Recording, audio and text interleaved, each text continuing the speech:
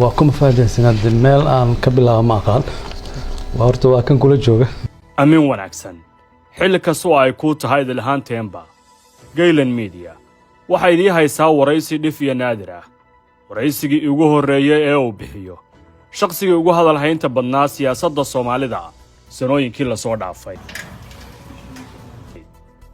waraysigan oo xambaarsan xoga xasaasiya iyo ka warramida dhacdooyinkii dalka soo maray sanooyinkii la soo dhaafay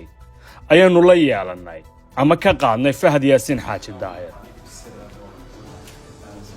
oo soo qabtay 4 xil oo kala ahaa agaasimo madaxtooyo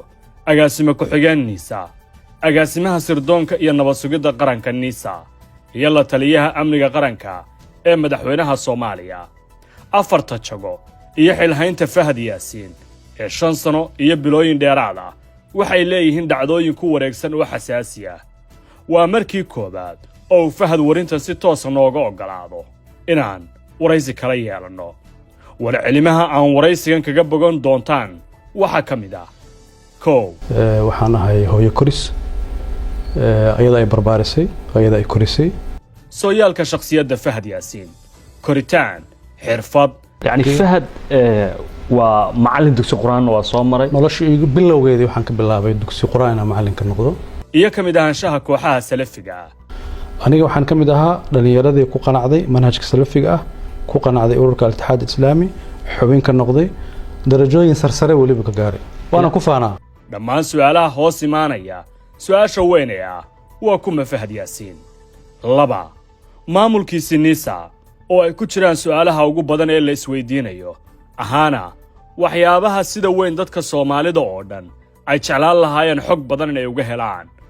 waxaan hay'adda ka saaray wax allaale iyo wixii faragelin ajnabi ah oo ku dhex jiray oo si xad dhaaf ah ugu dhex jiray 3 doorkiisii faragelinta dawlad goboleedyada ee ay ku samaysay dawladdii oo xubinta sare ka ahaa ayna u horeysay Jubbaland dhacdooyinkii qarsoonaa ee Axmed Madoobe iyo dawladda federaalka ee Soomaaliya dhex maray hatta waxaan gaaray inaan ku iraahdo iyadoo mas'uuliyiin Kenya fadhiyaan Axmed Madoobe u sheega madaxweynaha ugu farmaajo waaye ma aha madaxweynaha Kenya muxuu Fahad ka og yahay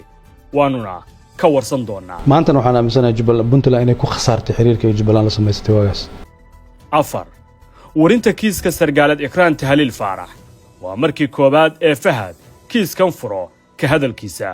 kala waa aqaana ayadana aqaana qoyskeedana aqaana hooyada ma aqaana familkeedana aqaana xoga xasaasiyana waa uu noo sheegay waana diihaynaa ra'iisul wasaaraha Soomaaliya wuxuu sheegay inuu og yahay dadkii dilka dambe ashii waa runtiisa aan mareena uu og yahay waa runtiis 5 ruraanshaha isku milanka hay'adda nabad sugidda iyo sirdoonka Soomaaliya ee NISA iyo kooxda argagixiso ee Al-Shabaab 6 NISA maanta waxaa xukuma mahadsalaad waa maxay aragtida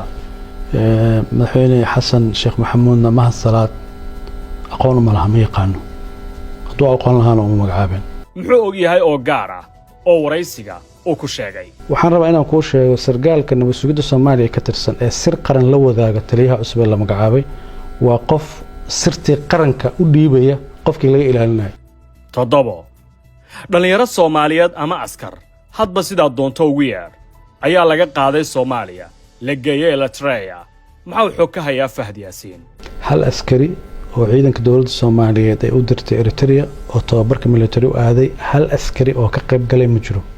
dhammaan su'aalo waaweyn oo la xiriira malafkaas ayaanu yana weydiinay 8 haddii laga guulaystay madaxweyne Farmaajo Fahad oo saaxiibkiis ahaa iyo isaguna ay bannaan joog yihiin maanta dawladda Qatar oo saameyn xoogan ku lahayd Soomaaliya saaxiibna la ahayd Fahad Yaasiin xiriirkeedu ma sii jiri doonaa Fahad iyo Qatarse maxay tahay dunta isku xirtaa Fahad institution ma aha hay'ad ma aha qof baa hadda maxay la soo xiriirayaan dawladda Soomaaliya madax ka 9 shantii sano ee la soo dhaafay siyaasadda arrimaha dibadda ee Soomaaliya gaar ahaan saameynteeda gobolka ma dalal kooban ayay u xirnayd oo lagu raali galiyay dal hay'adna wasuugadeed baa indho u ah jiritaankeeda mas'uul u ah muuqaalkeeda u ah 10 maxay tahay qisada Fahad Yaasiin iyo Djibouti waraysigan gaarka ee aanu la yeelnay Fahad Yaasiin Xaaji intaas oo keliya kuma koobna haddii siyaasadda soomaaliya in lagaa badiyo ceeb ma aha khaladna ma aha Waa la ka badiyey. doorashada mar baa gashaa ood guulaysan mar kalead geli ma guulaysanaysid waa natural adduunka oo dhan bay ka dhacdaa waa isku darka nolol waryannimo shaqo siyaasi iyo xogo surdoon oo culus waxaana aannu wax badan kaga ogaan doonnaa su'aalo badan oo aysan sahal ahayn inay bannaan ka yimaadaan haddii waraysigan uusan naga oggolaan waraysigan waxaan u tami doonnaa qaybo kala duwan oo halkan aannu marba qayb idinkugula wadaagi doonno